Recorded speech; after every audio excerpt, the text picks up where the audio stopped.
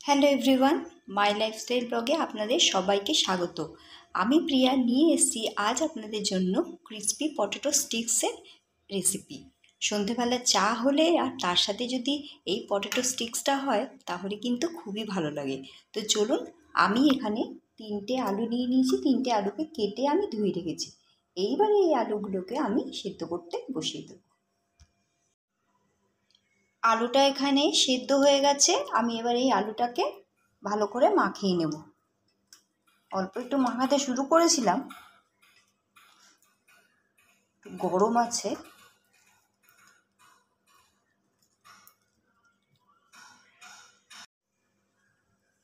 আলুটাকে আমি মাখিয়ে নিয়েছি। এইবারে আমি এর মধ্যে দেব একটু স্প্রিং অনিয়ন, দিয়ে দেবো এর মধ্যে একটু ধনেপাতা, দিয়ে দেবো এর মধ্যে একটু অরিগ্যানো,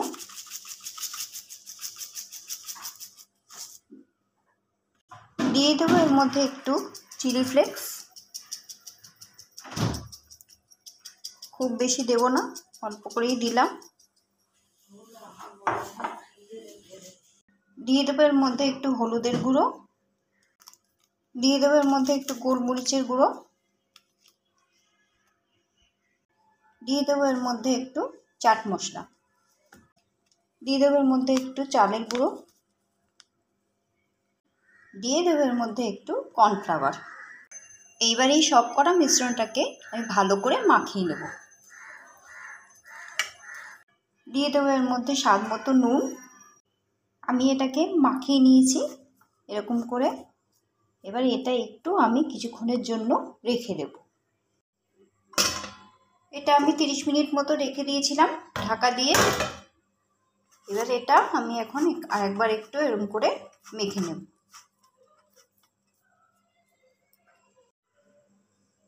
এটা আমি এরকম লেচি মতন করে নিয়েছি, যেরকম ময়দার করে।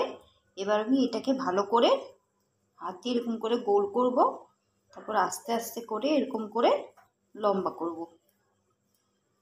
দেখতে পাচ্ছেন, এরকম করে লম্বা মতন করে নেব। এরকম কিন্তু একটা তৈরি হয়ে গেল। এরকম করে আমি বাকিগুলো তৈরি করে নেব।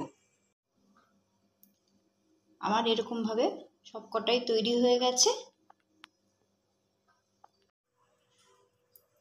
এবারে আমি এক এক করে তেলের মধ্যে দিয়ে দেবো সবকটা।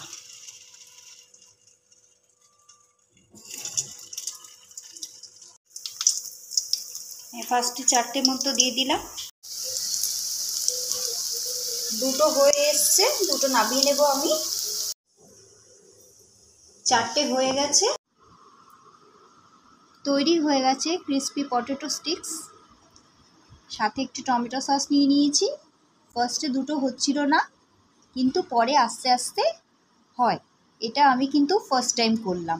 আপনারা অবশ্যই বলবেন এটা কেমন হলো।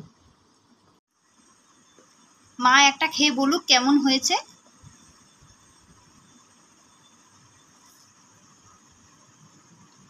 ভালো হয়েছে।